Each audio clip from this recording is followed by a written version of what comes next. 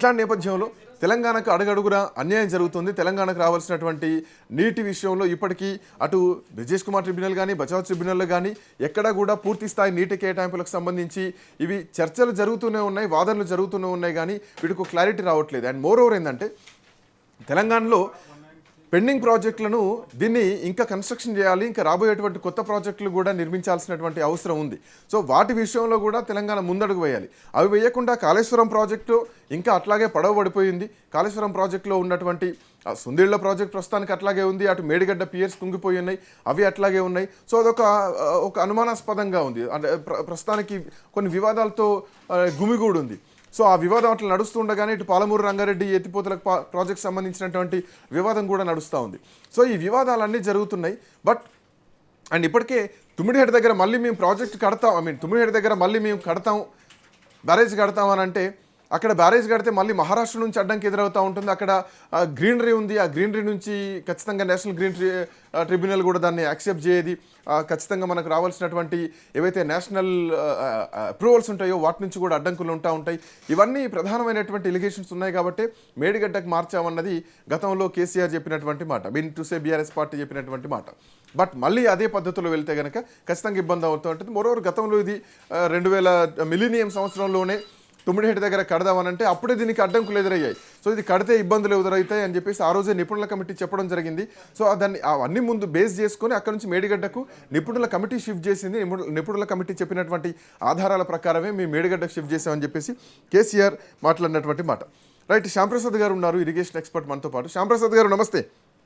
నమస్కారం అండి.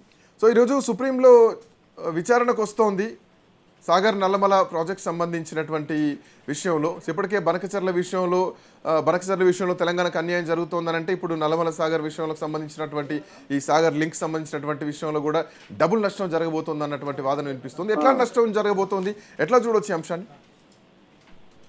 అంటే ఇంతకుముందు మన పోలవరం అంటే గోదావరిని పోలవరం నుంచి బనకచర్ల అని అన్నారు. అవును. అయితే మా రికార్డింగ్ అసోసియేషన్ ఏ నిర్ణయం తీసుకుందంటే ఆంధ్రప్రదేశ్ యొక్క ప్రతిపాదనని గుడ్డిగా వ్యతిరేకించకుండా అందులో తెలంగాణకు కూడా ఏమైనా మేలు జరిగే విధంగా మనం కొన్ని కండిషన్స్ పెట్టి మనం దానికి యాక్సెప్ట్ చేస్తే బాగుంటది అనే ఉద్దేశం మీద మేము ఒక కండిషన్ ఏం పెట్టామంటే, గోదావరి పోలవరం నుంచి ఎన్నైతే బనకచెర్లకు నీటిని తరలిస్తున్నారో అందులో మనకు కృష్ణా డెల్టాలో మన వాటర్ పెంచేటట్టుగా మనం డిమాండ్ చేస్తే బాగుంటది. ఇది వాళ్ళు ఆ నీళ్లు వాడుకుంటారు, మనకి కృష్ణా డెల్టాలో మన వాటర్ పెంచాలంటే దీనికి కర్ణాటక ఆ తర్వాత మహారాష్ట్రలో కూడా అంగీకరించాల్సినటువంటి అవసరం ఉంటుంది. అక్కడ కూడా ఇబ్బందులు ఎదురవుతాయి. ప్రభుత్వము బనకచెర్ల అనే పదం తీసేసి ఇప్పుడు టోటల్ గా కృష్ణాని బైపాస్ చేసేసి వాళ్ళు ఈరోజు నల్లమల్ల సాగర్ అని చెప్పేసి పెట్టడం జరిగింది. కానీ తీసుకుపోవడం అయితే గోదావరి నీళ్ళే కాబట్టి తీసుకుపోయేది గోదావరి నీళ్ళే అయినప్పుడు డెఫినెట్ గా గోదావరి నీళ్ళని వేరే బేసిన్లకు తీసుకుపోయినప్పుడు అంటే ఇప్పుడు వాళ్ళు ఏమంటారు, కృష్ణా బేసిన్ తీసుకుపోవడం లేదు, మేము పెన్నా బేసిన్ తీసుకుపోతున్నాం అనేది వాదన రావచ్చు. కానీ ఇంతకు ముందు కృష్ణా బేసిన్ నుంచి తీసుకుపోయిన వాటరే పెన్నా బేసిన్ పోయింది. మాక్సిమం ఆంధ్రప్రదేశ్ ఎక్కువ వాడుకునేది కృష్ణా నీటిని కృష్ణా బేసిన్ లో వాడడం లేదు, పెన్నా బేసిన్ లో ఎక్కువ వాడుతుంది. ఇది మన కృష్ణా డెల్టా ద్వారానే గానీ లేకుంటే మన కేసీ కెనాల్ ద్వారానే గానీ నాగార్జున సాగర్ రైట్ కెనాల్ ద్వారానే గానీ. కాబట్టి దీనికి ఫరక్ ఏం లేదని నేను భావిస్తున్నా. డెఫినెట్ గా మన కండిషన్స్ ఒకటే ఏంటంటే కృష్ణా గోదావరి నుంచి పోలవరం నుంచి అది బనకచెర్లకు తీసుకెళ్ళండి, లేకపోతే నల్లమల సాగర్ అని పేరు పెట్టి ఇంకో వేరే పేరుతో తీసుకువెళ్ళినా కూడా కృష్ణాలో మన వాటా పెరిగేటట్టు ఉన్నట్టయితే దానికి మనం యాక్సెప్ట్ చేయొచ్చు అని చెప్పేసి మా వాదన ఉందండి.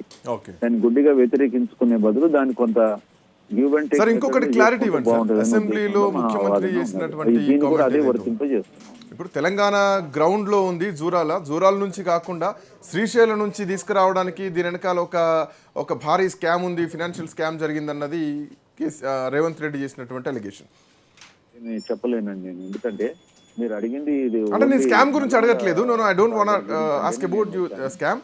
జూరాల కెపాసిటీ ఎంత, జూరాల మీద డిపెండెన్సీ ఎంత ఉందో అది మాత్రం ఒకటి క్లారిటీ. దాంట్లో మేము ఏమి ఇట్స్ ఓకే. నేను స్కామ్ గురించి మిమ్మల్ని అడగదలుచుకోలేదు, జూరాల కెపాసిటీ గురించి చెప్పండి. అది ఇప్పుడు అంటే ఒక్కటి మీకు చెప్పదలుచుకున్నాను ఏంటంటే, జూరాల మీద ఆల్రెడీ ఇన్ని 3 ప్రాజెక్ట్స్ ఉన్నాయి. అంటే other than Jurala project. Jurala own ఆయకట్టు 1 lakh acres. అయితే దాని మీద ఇప్పుడు right side Nettempadu, left side Bhima 1 and Koil Sagar, ఈ 3 ప్రాజెక్టులు ఉన్నాయి. 3 ప్రాజెక్టుల కింద దాదాపు అటు 2,50,000 అంటే 4.5 లక్షల ఎకరాలకు జూరాల యొక్క 1,00,000 ఎకరాలు కాకుండా ఇంకా దాని మీద ఇవి ఆధారపడి ఉన్నాయి. ఇవి కాక ఇంకా డ్రింకింగ్ వాటర్ ఇవన్నీ చాలా ఉన్నాయి. అయితే ఇప్పుడు మనకు అక్కడ ఈ 20 TMCల కెపాసిటీ ని మనం నెట్టంపాడుకు పెట్టాము. కానీ ఇప్పుడున్న పరిస్థితులలో 12 TMCల కంటే ఎక్కువ తీసుకోలేని పరిస్థితి ఉన్నదని మన వాళ్ళు చెప్పడం జరుగుతుంది. కాబట్టి మనకు జూరాల మీద నుంచే మనము ప్రాజెక్ట్స్ ని మనం నిర్మించుకోవాలనే ఉద్దేశం మంచిదే. కానీ మనకు ప్రాక్టికల్ గా మనం చూసాం ఇప్పుడు ఇటు భీమా 1 గానీ, భీమా 2 గానీ, లేకుంటే నెట్టంపాడు గానీ అవి దానికి కేటాయించినటువంటి 20 TMCలు అవి డ్రా చేయలేని పరిస్థితుల్లో ఉన్నాయి మంచి సీజన్ లో కూడా. ఎందుకంటే ఫ్లడ్ సర్ప్లస్ ఉన్నప్పుడే వాటి మీద మనం డ్రా చేయగలుగుతాం. సర్ప్లస్ లక్షలలో ఉన్నప్పుడు మనం డ్రా చేసేది 2,000, 3,000 క్యూసెక్కులే. అది కాబట్టి మనకు ఫ్లడ్ డేస్ ఇక్కడ తక్కువ ఉంటాయి, శ్రీశైలం అయితే ఎక్కువ ఉంటాయనే ఉద్దేశం మీదనే. మీరు అన్న మాట చాలా క్లారిటీగా ఉంది యాజ్ అన్ ఎక్స్పర్ట్ గా మీరు చెప్పింది. బట్ ఇప్పుడు సోర్స్ మార్చడం పైన రేవంత్ చేస్తున్నటువంటి కామెంట్ ఏంటంటే ఖచ్చితంగా జూరాలకు మారుస్తాం, 80 TMCల నీళ్లు పట్టుకొస్తామని మాట్లాడుతున్నారు. కాకపోతే మనకు జూరాల నుంచి ఇప్పటికైనా మనకు ఛాన్స్ ఉన్నది ఏంటంటే, ఒక తక్కువ టైం లోపల మనకు జూరాల మీద ఉన్న ప్రాజెక్ట్సే అసలు 90 రోజుల ఫ్లడ్ డేస్ కు డిజైన్ చేయబడ్డాయండి. కాబట్టి అది రాంగ్. ఆంధ్ర ఏమో 30 రోజులకు ఫ్లడ్ డేస్ కు డిజైన్ చేయబడ్డాయి, ఈవెన్ 90 రోజులకు చేయబడ్డాయి. ఏది మన జూరాలతో పాటుగా నెట్టంపాడు గానీ, భీమా గానీ, కోయిల్ సాగర్ గానీ 90 రోజులు ఫ్లడ్ డేస్ ఉంటేనే దాని యొక్క డిశ్చార్జ్ వస్తుంది. 90 రోజులు ఫ్లడ్ డేస్ లేదు కాబట్టి మొత్తం తీసుకోలేకపోతున్నాం. కాబట్టి ఉన్న ప్రాజెక్టులని మనం ఇప్పుడు 30 ఫ్లడ్ డేస్ గా కన్వర్ట్ చేసుకోగలిగితేనే అవి సక్సెస్ అవుతాయి. రేపటి నాటికి మనము ఏ ప్రాజెక్టు పెట్టినా కూడా దాని యొక్క ఫ్లడ్ డేస్ ని మనము దాని ఫ్లడ్ డేస్ ని క్యాలిక్యులేట్ చేసుకొని మనం ఆ ప్రకారంగా తీసుకోవాలి వాటర్ ని. ఇప్పుడు ఉన్న ప్రజెంట్ 3 ప్రాజెక్టులకు 90 నుంచి 30 డేస్ కి చేయాలంటే అక్కడ రిజర్వాయర్స్ కావాలి ఐదర్ సైడ్.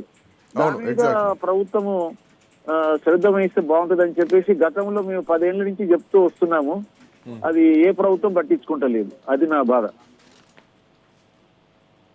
బట్ ఇప్పుడు సార్ బ్రిజేష్ కుమార్ ట్రిబ్యునల్ నుంచి ఒకవేళ ఇవాళ విచారణ జరుగుతోంది, తీర్పు వస్తే ఇది మనం ఫైనల్ అనుకోవచ్చా, ఇప్పటితో ముగుస్తుంది అనుకోవచ్చా, లేదంటే దీనిపైన మళ్ళీ ఆంధ్రప్రదేశ్ ప్రభుత్వం సుప్రీంకోర్టులో మళ్ళీ ఏమైనా కౌంటర్ పిటిషన్ దాఖలు చేసేటువంటి అవకాశం ఉంటుందా? ఒక క్లారిటీ ఏమైనా వచ్చేటువంటి అవకాశం ఉందా తెలంగాణ? ఇప్పుడు బ్రిజేష్ ఇచ్చి దాదాపు 15 సంవత్సరాల క్రితం ఆయన అవార్డు ఇస్తూ దాన్ని మనము స్టే ఆర్డర్ తీసుకొచ్చేసి గజెట్ పబ్లికేషన్ కాకుండా మనం అప్పుడు సమైక్య రాష్ట్రంలో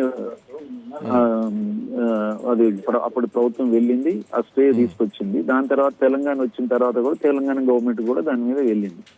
అయితే ఇప్పుడు మనకు బ్రిజేష్ కొత్తగా టర్మ్స్ ఆఫ్ రెఫరెన్స్ ద్వారా ఆ 1000 అయితే ఉందో అది మనం కొత్తగా పంచాలి అనే దాని మీద మనము వాదనలు అవుతున్నాయి. తెలంగాణ చాలా పాజిటివ్ గా వాదనలు ఉన్నాయని చెప్పేసి కూడా మాకు తెలుసు సమాచారం. మనం అరౌండ్ 700 TMC మనం ఇప్పుడు డిమాండ్ చేస్తున్నాము. కాబట్టి అది కానీ వచ్చినట్టయితే డెఫినెట్ గా దాని మీద ఆంధ్రప్రదేశ్ ప్రభుత్వం మళ్ళీ కోర్టుకు పోయే అవకాశం ఉంటుంది. కానీ ఇది ఇంప్లిమెంటేషన్ మటుకు అవుతుంది కదా.